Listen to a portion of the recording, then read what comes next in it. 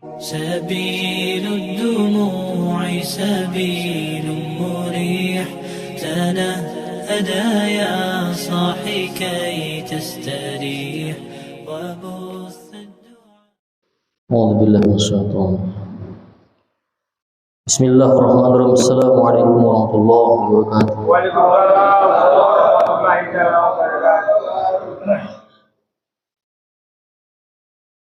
إن الحمد لله نحمده ونستعينه ونستغفره ونستهديه ونستنشره ونعوذ بالله من شرور أنفسنا ومن سيئات أعمالنا من يهده الله فلا مضل له ومن يضلل فلا هادي له أشهد أن لا إله إلا الله وأشهد أن محمدا عبده ورسوله لا نبي بعده اللهم صل وسلم وبارك عليه. Bersyukur kita kepada Allah Subhanahu wa taala. Kemudian marilah kita bersalawat kepada Nabi besar Muhammad sallallahu alaihi wasallam. Kemudian yang saya hormati bapak-bapak, abang-abang, orang tua kami, dan yang tak kami lupakan yaitu tuan-tuan guru, para ustadz, dan yang lainnya, dan yang kami banggakan anak-anak kami semuanya yang ada di sini yang luar biasa semangat dalam menuntut ilmu. Baiklah, di sini saya kali ini membawa buku. Biasanya saya baca, saya catat di HP. Dan itu ilmu yang saya dapatkan dari Pondok Pesantren Nurul Hasanah. Kenapa? Ketika kita belajar, kita catat, maka ilmu itu akan lengket. Kita catat lagi, makin lengket ya ilmu. Itu saya dapatkan dari Pondok Pesantren Nurul Hasanah yang diajarkan oleh ustaz saya. Walau kita ustaz nih berapa kali catat kalau bawa di khutbah Jumat, maka makin lengket itu aja mungkin judulnya. Jadi saya di sini bawa buku Minhajul Muslim karena mungkin tak sempat nyatet nih.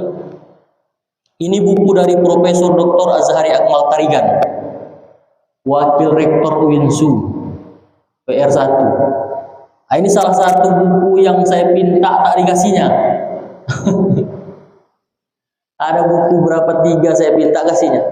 Ini salah satu buku yang tak dikasihnya, suruhnya balikkan, sampai sekarang belum saya balikkan. Adik ayah saya balik-balikkan. Alhamdulillah, yang saya bilang sebelumnya, saya hanya berbicara sebelumnya ini tentang sholat saja. Kali ini kita membahas tentang sholat Jumat. Yang pertama, hukum sholat Jumat. Allah Subhanahu wa taala berfirman dalam sholat Jumat ini di dalam surah Al-Jumu'ah ayat 9. Bismillahirrahmanirrahim. Ya ayyuhalladzina amanu idza nudiya lis-sholati min yaumil jumu'ah fas'au ila dzikrillah wa dzarul bai' dan seterusnya. Apa artinya? Hai orang-orang yang beriman. Orang yang beriman, Pak. Kalau tak beriman tak ada itu. Apabila diseru untuk menunaikan sholat pada hari Jumat, maka bersegeralah kalian kepada mengingat Allah dan tinggalkanlah jual beli. Yang pertama, Allah ingatkan kepada orang-orang yang beriman untuk sholat Jumat. Nah, Al-Jumu'ah itu pernah saya baca di tafsir Ibnu Katsir, artinya adalah berkumpul. Jadi kita dianjurkan untuk seminggu sekali itu berkumpul di masjid yang terbesar. Maka Imam Syafi'i pun pernah saya baca mengatakan kalau bisa itu sebaiknya dianjurkan sholat Jumat itu di masjid yang paling besar, yang paling banyak jamaahnya, itulah saya yang sukai. Tapi kalau di sini pun tak apa-apa, tetap sah. Ya, lebih baiknya kita makmurkanlah masjid kita masing-masing. Ya kan, Pak? Kemudian sabda Rasulullah SAW tentang sholat Jumat ini, layan tahiyanna aqwamun an wada'ihimul jumu'at aw la yahtimanallahu ala qulubihim tsumma la yakununna minal ghafilin. Artinya, hendaklah kaum-kaum menghentikan kebiasaan meninggalkan sholat Jumat, atau Allah akan menutup rapat hati mereka, lalu mereka benar-benar menjadi orang-orang yang lalai. Jadi orang yang tak mau sholat Jumat itu pasti sudah Allah tutup hati. Bertahun-tahun tak pernah sholat Jumat, kan gawat itu. Bahkan ada suatu hadis yang mengatakan 3 kali berturut-turut tak sholat Jumat, maka sudah diklaim sebagai orang kafir. Nauzubillah. Jual beli tinggalkan, tadi sudah difirmankan Allah. Karena saya jualan setiap hari Jumat jam 9 jam 10 saya tutup. Kenapa? Karena mulianya hari Jumat. Sebelum dikumandangkan azan saya sudah tutup. Allah bilang kalau sudah dikumandangkan azan, kalau sudah diajak kita untuk sholat Jumat, maksudnya itu apa azan? Ini azan ini banyak macam. Zaman Rasulullah sekali, zaman Khalifah ada 2 kali. Kenapa? Dalam tafsiran saya baca, karena apa? Karena semakin banyaknya umat pada zaman itu. Ini sudah tak usah kita debatkan. Ya, kalau sudah diseru maka bersegera. Jadi kadang-kadang masih ada yang buka lagi jualan saya. Kan? Nah, kalau yang jaga bininya itu urusan dia. Ini laki pula yang jaga. Kan gawat. Malu kita. Malu. Mau maaf. Saudara kita senegara kalau hari Minggu tutup orang beribadah. Kita umat Islam sebagian, lah Islam, tapi tak ditutupnya rukunya. Seharusnya tutuplah, segera berangkat ke masjid. Harus ada juga kita menasihati, ya kan? Kita menasihati saudara-saudara kita. Kemudian ada suatu hadis juga disampaikan oleh Rasulullah, al-jum'atu haqqun wajibun ala kulli muslim fi jama'atin ila arba'at. Abdul mamluk aw imra'ah aw sabi aw marid, yang artinya adalah sholat Jumat adalah hak yang wajib atas setiap muslim yang dilakukan secara berjamaah. Jadi wajib itu kita ketahui, kita lakukan berpahala, tinggalkan berdosa. Wajib, kecuali yang pertama adalah hamba sahaya. Ketika Rasulullah SAW diutus menjadi Rasul, diubah lagi menjadi hamba sahaya. Dulu namanya budak, kasar kali namanya budak, kemudian diubah jadi hamba sahaya. Wanita, nah wanita ini tidak wajib untuk sholat Jumat. Maka semalam sempat juga saya buka buku saya 4 mazhab tentang wanita ini hadir di masjid ketika sholat Jumat. Yang pertama ada Imam Malik, Imam Hanafi pertama, afdolnya di rumah. Wanita itu afdolnya di rumah, diutamakan di rumah. Itu ada penjelasannya lagi, tak saya catat. Ada lain waktu kita sampaikan. Kemudian Imam Malik tentang wanita tersebut diperbolehkan kalau tidak menarik hati, dan makruh kalau menarik hati. Kalau dia perempuannya wajahnya biasa-biasa, tak cantik, maka diperbolehkan. Kalau lagak kali, dimakruhkan. Kok bininya lagak-lagak kali, makruh lah. Kemudian Imam Syafi'i itu, wanita yang menarik hati dimakruhkan untuk hadir. Ini Imam Syafi'i, ini kita mazhab kita ini. Maka dimakruhkan untuk hadir. Kalau lagak kali pula, tengok orang dimakruh. Kalau biasa-biasa tak apa-apa. Kemudian kalau tidak menarik hati boleh, Imam Syafi'i. Jadi kalau biasa-biasa saja, apalagi orang tua udah emak-emak, tak masalah itu, maka boleh. Lagak-lagak kali tahan dulu lah, sabar. Udah setua adalah masjid tak ngapa lah. Kalau lagak-lagak kali pun disunah, makannya disunahkan pakai cadar. Diwajibkan, sudah jatuh wajib bagi perempuan itu. Kalau cantik kali perempuan, Kalau udah cantik kali diwajibkan. Sudah jatuh wajib bagi dia pakai cadar. Kenapa? Karena membuat fitnah nanti. Laki-laki ini tahulah kan, tidak melihat perempuan laga saja.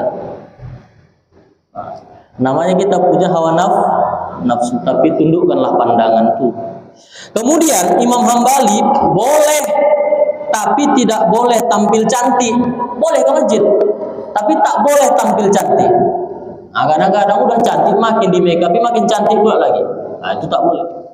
Kemudian maka apabila cantik, makruh apabila cantik dan tampil cantik. Itu Imam Hambali. Dan makruh tampil cantik. Makruh itu kan dibenci, Pak ya. Maka dibenci, dimakruhkan kalau dia tampil cantik, apalagi pakai wangi-wangian. Dan ini banyak kali penjelasannya, tak sempat saya catat.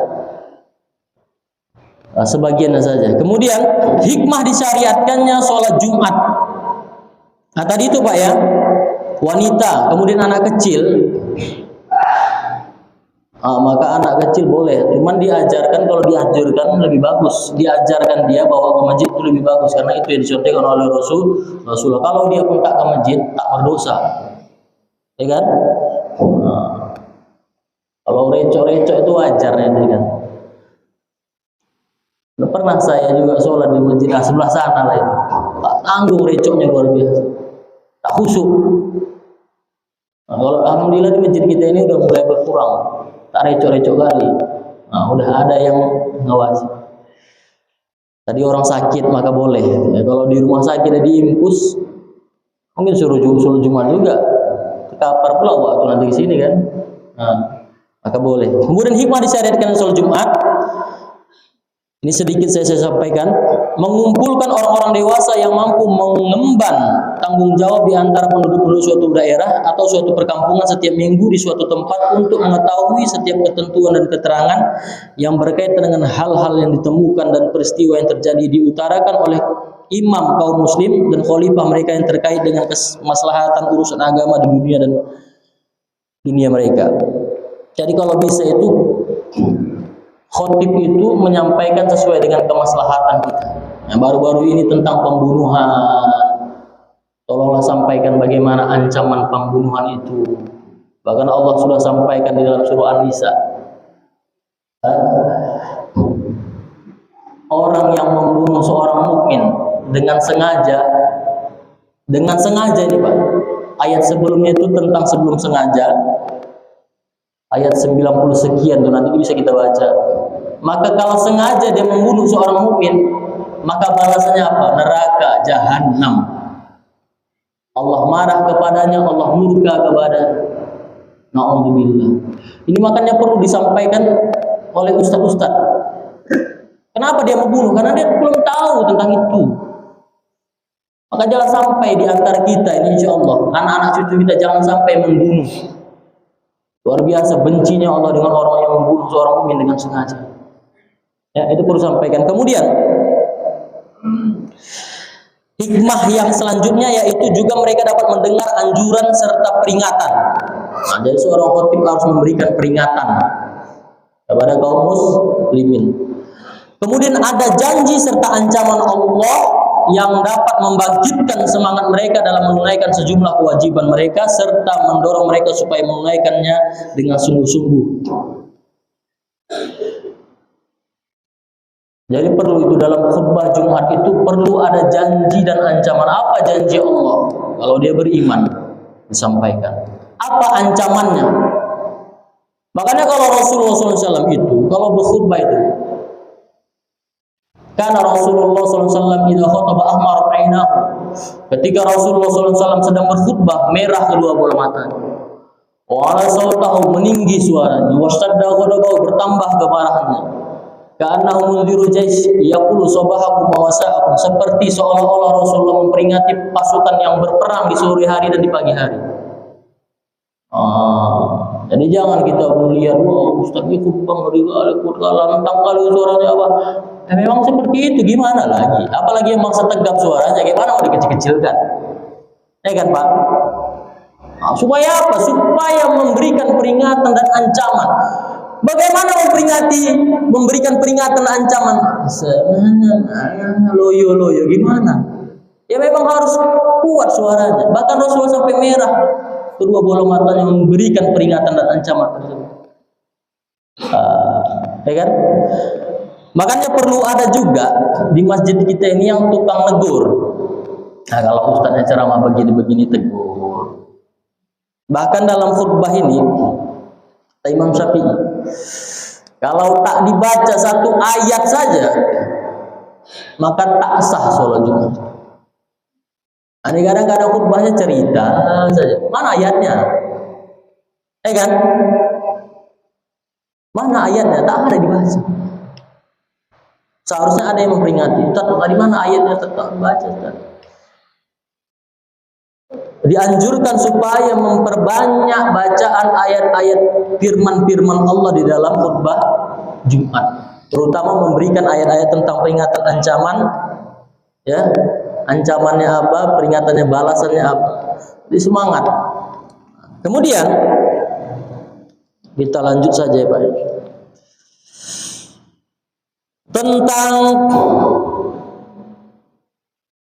selanjutnya kemudian keberadaan khutbahnya yang disampaikan khalifah atau penguasa, diharamkannya berbicara saat pelaksanaan serta gugurnya kewajiban dari seorang hamba sahaya wanita, anak kecil dan orang sakit.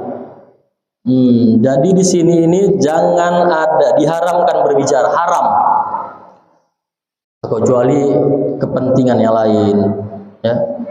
Seperti ingatkan anak-anak yang reco. Tapi dianjurkan kalau bisa jangan berbicara. Kadang-kadang tak sadar kita. Kadang-kadang sholat di sini aja orang aja bicara. Tak.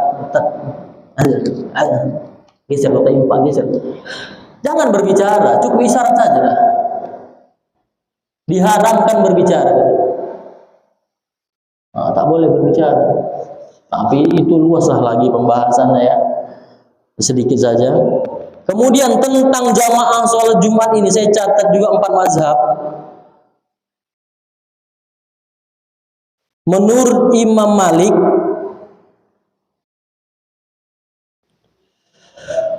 12 orang di luar imam dan yang diwajibkan sholat Jumat tidak sah kalau dalam 12 orang hamba sahaya wanita dan anak-anak.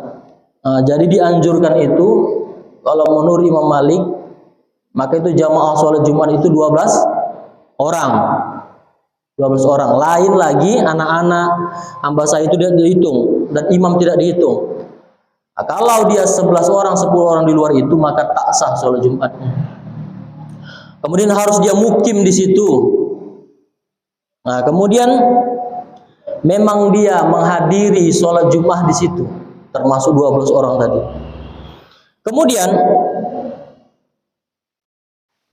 tentang sholat berjamaah ini, jamaahnya menurut mazhab Hanafi tiga orang selain imam. Hanafi ini 3 orang saja sudah sah sholat Jumat itu. 3 orang saja jamaah sholat Jumatnya sah. Ini saya catat. Kalau dia mazhab Syafi'i sama Hambali 40 orang syaratnya sahnya sholat Jumat tersebut, 40 orang. Dan mereka ini mazhab ini kan metodologi pemikiran para ulama ini, menurut mereka cara berpikir mereka secara mendalam berdasarkan Al-Quran dan Sunnah.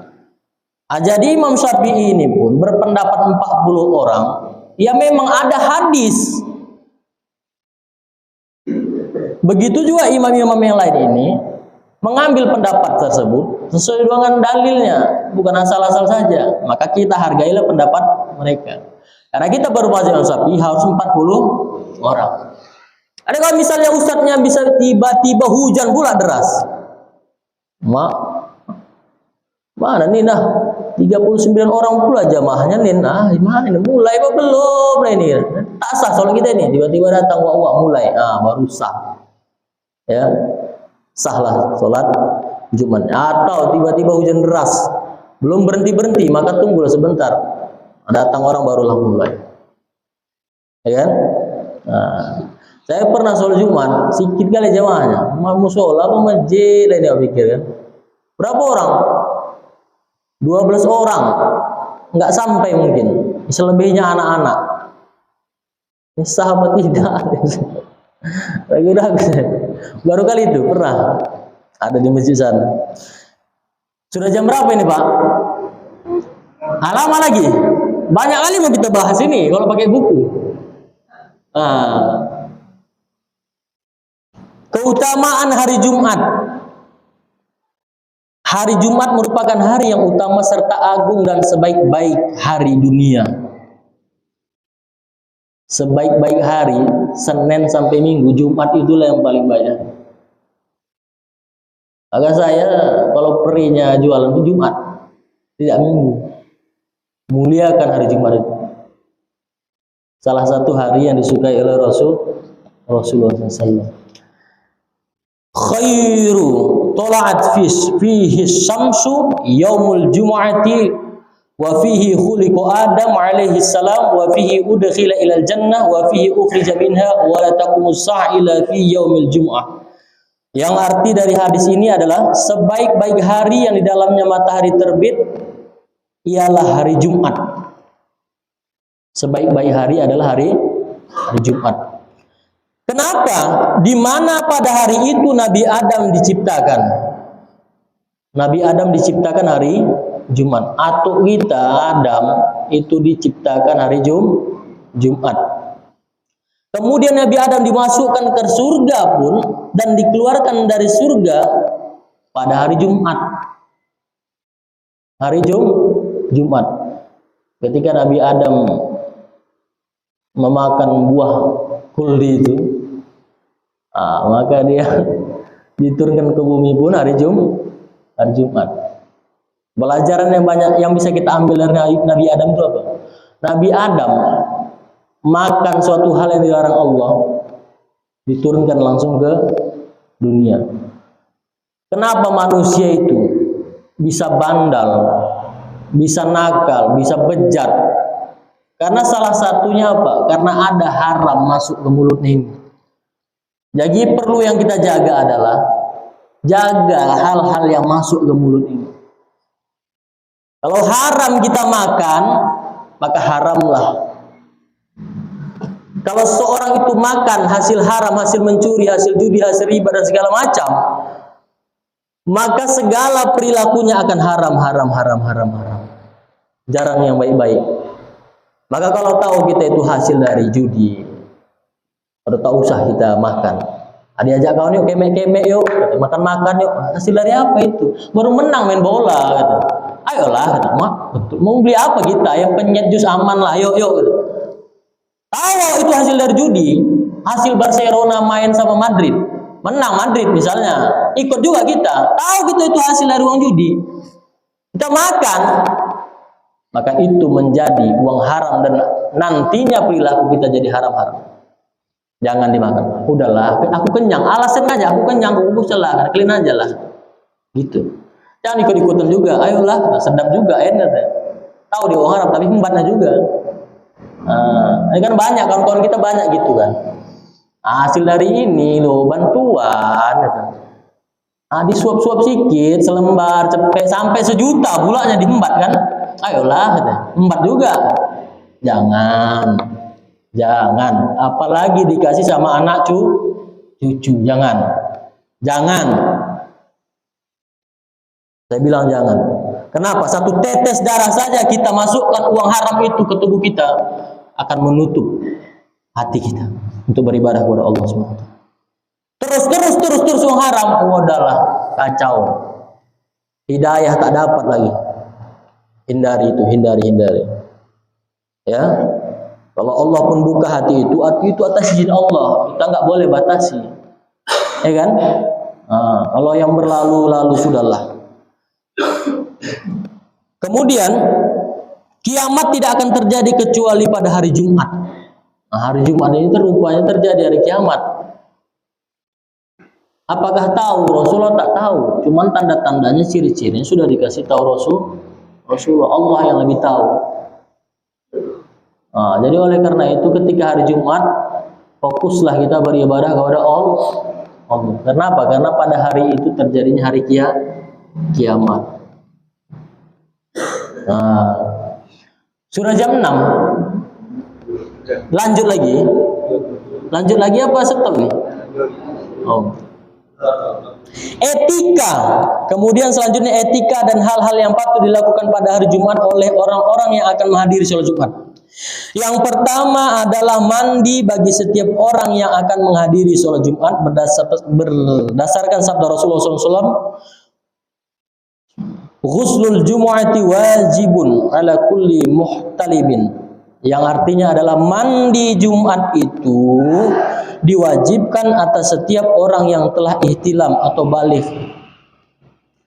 Jadi mandi itu wajib kalau mau menghadiri sholat Jumat. Nah, saya sering ada orang lagi bertanya, saya bilang wajib mandi dulu.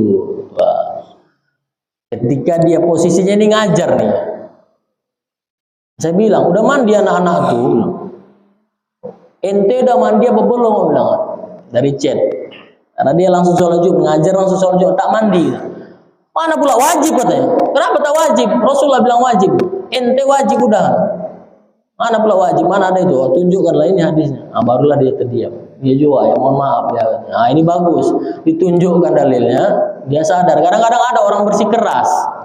Sudah disampaikan pun, mana ada itu? Ah, ada ini. Kita nggak apa-apa lah. Menurut dia nggak apa-apa. Menurut dia, tapi sesuai dengan dalilnya, pesan Rasulullah wajib. Ya kan? Kadang-kadang, mohon maaf ini Pak. Kadang-kadang habis kerja langsung hempatnya ke masjid. Seharusnya mandi dulu supaya wangi, mengistimewakan kita ini hari Jumat. Kadang-kadang mohon maaf bau kali. Saya pun memang laki-laki nih terutama, memang bau keringatnya kan. Apalagi keteknya bau kali itu. Kalau udah habis kerja. Ini kadang-kadang duduk samping awak, di awak udah mandi, udah pakai parfum. Dia tak tanggung baunya keringatnya. Terganggu orang. Ini membuat orang tak nyaman. Ini di masjid kita ini ada seperti itu. Padahal sudah disediakan ya kamar mandi. Kalau mau mandilah dulu, bawa pakaiannya, ya kan? Seharusnya ada juga yang bagian mengingatkan ini, mantap. Kalau ada yang bagian mengingatkan di masjid kita ini dalam segala hal, mantap kali masjid kita. Nah, ada lagi pernah orang situ. Seharusnya diingatkan cuci selop dia di tempat wudhu sana, diangkatkannya lah pula selopnya berpasir-pasir tempat itu. Awak cuci kaki di situ, takutnya hasil dia bekas dia cuci selop itu bernajis dari kandang ayamnya, dia betete ayam situ. Awak buka selop, takut awak habis cuci kaki tapi jauh bekas tete ayam. Awak nengok iwa ini silap kali matanya, nanti awak sampaikan marah dia. Ini perlu juga diingatkan. Janganlah cuci kaki bawanya selopnya ke tempat wudhu sebelah sana. Itu perlu juga diingatkan itu. Dan itu saya lihat lalap di situ gitu. Orang kok cuci kaki bawanya selopnya gitu. Aku cuci kaki yang dicuci bukan selop, ya kan? Kalau cuci selop rumah saja lah, ngapain di situ? Jadi jorok tempatnya. Ada yang ingatkan seharusnya. Karena di masjid di sana pun, kalau kita, ya kan Ustaz, kalau kita khutbah saja, salah sedikit ada yang ingatkan. Kita bebas. Mau salah gimana pun bebas ingatkan. Ada ingatkan. Ingatkannya dengan sopan santun, jangan marah-marah. Salah sedikit saja. Ada di luar tuh khutbah Jumat, tidak boleh di atas 20 menit gitu. Lewat saja sedikit udah tertegur orang.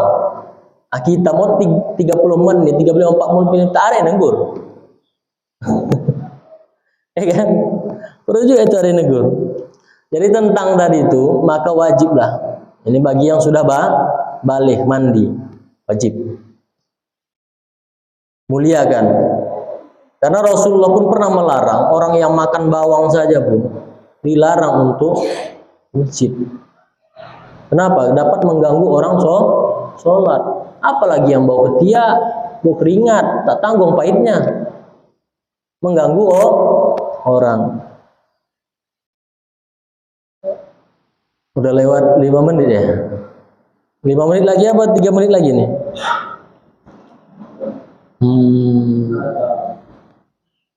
Kemudian ini satu lagi. Mengenakan pakaian yang bersih dan memakai minyak wangi berdasarkan sabda Rasulullah SAW, "Ala kulli muslim al-ghuslu yaumul jum'ah wa yalbas min solihin thiyabihi wa in kana lahu tibun massa minhu." Yang artinya adalah diwajibkan, wajib atas setiap muslim mandi pada hari Jumat. Nah, mandi. Ya kalau orang-orang pabrik itu suruh aja mandi. Cuman kadang-kadang kalau sudah kita mandi itu kan uang pakai listrik. Janganlah sedikit kali kata impaknya kan. Kadang-kadang orang tengok 1.000, 2.000. Tak boleh celit-celit. Kemudian memakai pakaian yang bersih, dan jika ia memilih minyak wangi, maka hendaklah ia memakainya. Dianjurkan kita itu memakai pakaian yang bersih dan pakai minyak wangi. Kalau bisa tampilkanlah pakaian yang terbaik. Ini kalau kondangan luar biasa pakaian mantapnya. Ya kalau ke masjid kacau kali. Pakai baju kaos pula lagi dia. Allah Rabbi. Bau pula baju kaosnya itu. Hari ini kacau. Seharusnya pakaianlah pakaian yang terbaik. Wangi-wanginya nih. Tak ada minyak wangi saya Ustaz. Molto pun jadi, tak masalah ya itu. Yang penting wangi. Ya kan? Nah, tak sanggup beli minyak wangi, molto itu semprot-semprotkan saja sudah wanginya itu. Mana lah minyak wangi mahal kali Ustaz. Beras belum beli, kita beras 63, minyak wangi lempul hancur lah hidup ini gitu. Udah pakaikan saja molto itu. Tak usah lah repot-repot. Yang penting wangi, jangan bawa ketek itu kan. Ya kan? Kalau bisa diusahakan, diwajibkan. Ya kan Pak? Pak Uja ini semangat luar biasa menuntut ilmu. Subuh-subuh pun beranjak ke sini. Alhamdulillah. Lanjut. Belum datang. Belum datang. Nah, ini luar biasanya kalau pakai buku enak ya kan? Capek-capek nyata lagi, ngapal-ngapal pun tidak. Kemudian yang ketiga, berangkat pagi-pagi ke masjid bagi orang yang akan menghadiri sholat Jumat sebelum tiba waktunya berdasarkan sabda Rasulullah SAW, "Man igtasala yaumal jumu'ah ghuslal janabah thumma raha fi sa'atil ula faka'annama qarraba badanatan wa man roha fi sa'ati tsaniyati faka'annama qarraba baqaratan wa man roha fi sa'ati tsalitsati faka'annama qarraba kabshan aqran wa man roha fi sa'ati rabi'ati faka'annama qarraba dajajatan wa man roha fi sa'ati khamisati faka'annama qarraba baydatan fa idza kharaja al-imamu hadaratil malaikatu yastami'una adh-dzikr." Artinya, barang siapa yang mandi pada hari Jumat sebagaimana mandi jinabah, kemudian berangkat pada waktu yang pertama, maka seakan-akan ia berkurban dengan seekor unta. Siapa yang pertama kali hadir ke masjid ini, seolah-olah dia seperti berkurban seekor unta. Awabulah lah itu berapa kali dia kurban satu ekor unta. Bersihkan masjid, ya kan awabulah. Berapa kali sudah? Mungkin dah berapa tahun kerjanya, mungkin dah 100 kali seperti berkurban seekor unta lah awabulah. Kemudian barang siapa yang berangkat pada waktu yang kedua, maka seakan-akan ia berkurban dengan seekor sapi. Masuk ustadznya hadir awabulah, hadir ustadz yang kedua. Maka ustadznya itu seolah-olah dia seperti berkurban seekor sapi. Kadang-kadang ada ustadznya agak hadir lama, ya wajar lah. Jangan kita klaim. Mungkin dia sibuk, ada tugasnya di luar sana. Mungkin ngajar di kampus, ya kan? Jangan kita mempermasalahkan jadi masalah buat pening kepala. Tapi kalau tak ada kegiatan, dianjurkan untuk secepatnya ke masjid. Kalau belum pernah berkurban, Maka wabulah tadi udah berapa kali ngalahi orang yang kurban. Nah, kemudian barang siapa yang berangkat pada waktu yang ketiga, orang ketiga datang, terlambat aku bah. Yang pertama dapat unta, kedua sapi, aku dapat apa? Ini kata. Maka yang ketiga ini seakan-akan ia berkurban dengan seekor kambing. Satu ekor kambing. Bandingan kambing dengan lembu itu berapa? 7 ekor ya kan? Kemudian yang bertanduk, barang siapa yang berangkat pada waktu yang keempat, maka seakan-akan ia berkurban dengan seekor ayam. Ayam bahkan. Ya, itu yang keempat. Orang yang keempat hadir itu seperti ia berkurban seekor ayam. Kemudian, dan barang siapa yang berangkat pada waktu yang kelima, maka seakan-akan ia berkurban dengan sebutir telur. Yang kelima telur, kayak mana yang terakhir? Tungir lah ya kan. Jika imam telah datang, niscaya para malaikat datang untuk mendengarkan peringatan khutbah. Malaikat datang karena tak nampak kita. Kan? Karena tak nampak. Kalau nampak malaikat sampai gitu. Yang jelas ada sini. Karena kalau bisa itu ya jangan ustadz-ustadz yang diundang itu kalau bisa memang luar biasa ustadznya kan. Jangan sampai ada tak hadir, main maju-maju pula. Malu kita tengok malaikat. Mana nih ustadz patung mbak ini? Masa cuma rukun saja bacanya, oh salam ya Allah ya Rabbi. Pernah kejadian kan? Nah itu seharusnya direncanakan dengan betul-betul, ya kan? Rencanakan betul-betul. Kalau bisa, ini saran saya nih tentang memanggil seperti itu. Kalau di luar sana itu sudahlah dikasih jadwal, dikirim.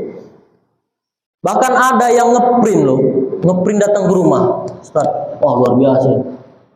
Sekarang udah semenjak tak ada print itu, semenjak ada WA main kirim-kirim saja. Kalau dulu langsung diantarnya hasil print itu, tunjukkan Ustaz. Bagus. Sekarang Ustaz, Assalamualaikum, ini ya filenya. Jadwal Ustaz. Ustaz ya bangsa pelupa, tak diingatkan. Seharusnya seminggu pun sebelum khutbah udah diingatkan kembali. Supaya tak lupa. Ada yang bagian mengingatkan, kadang tak ada yang mengingatkan, lupa, tak hadir. Kalaupun dalam sebenarnya ini Pak ya, khotib Jumat itu ataupun khutbah-khutbah hari raya, kalau bisa yang di kampung itu saja. Ya, Imam Syafi'i. Supaya apa? Supaya tidak menimbulkan perpecahan di antara ustadz-ustadz tersebut. Nah, kalau ada di sini ngapain ya lain? Banyak ini ustadz. Ustadz sini saja lah. Kenapa? Saya pikir-pikir juga betul juga. Kata Imam Syafi'i. Karena yang tahu masalah di kampung ini, ya ustadz sini. Masalahnya disampaikan, kan gak nyambung. Masalah di kampung ini tentang narkoba misalnya, sampaikan tentang itu. Masalah di kampung ini misal tentang misalnya, udah ada pula LGBT di kampung ini misalnya, mudah-mudahan gak ada. Maka disampaikanlah tentang LGBT itu, perzinahan tuh. Kemarin tentang pembunuhan udah ada di kampung kita ini. Misalnya di pabrik misalnya. Udah ada pembunuhan, suka hatinya aja bunuh anak orang. Sampaikan tentang pembunuhan. Ya kan? Itu kacau itu membunuh itu, ya Allah Rabbi. Saya pernah ceramah juga di Samsat, saya sampaikan. Kenapa? Udah siap. Mantap tuh. Ini berbicara tentang membunuh ini, Pak. Dia tak bayangkan, ya Allah, ada orang yang sudah berkeluarga 1 tahun, 2 tahun, tiba-tiba 10 tahun dikasih anak oleh Allah Subhanahu wa taala. Saya pernah nemukan orang seperti itu. Senangnya luar biasa punya anak. Demi Allah. Senangnya luar biasa, kemudian dia sayangi anak-anak itu. Maaf, cakapnya sudah besar, yang dinantikan orang tuanya itu anaknya tadi 10 tahun, besar disayanginya anak sesatunya, tiba-tiba dibunuh. Gimana perasaan orang tua? Pagi, siang, malam maknya nangis gara-gara yang membunuh tadi. Bahkan orang yang membunuh itu anak dan istrinya jadi bahan ejekan tetangga dan keluarga lain. Dia membunuh orang yang tak nyaman buatnya. Anak istrinya dicaci maki orang, dia ejek-ejeki orang, dijauhi orang. Sementara orang yang dibunuh dia, keluarga dia apa? Sedih menangis.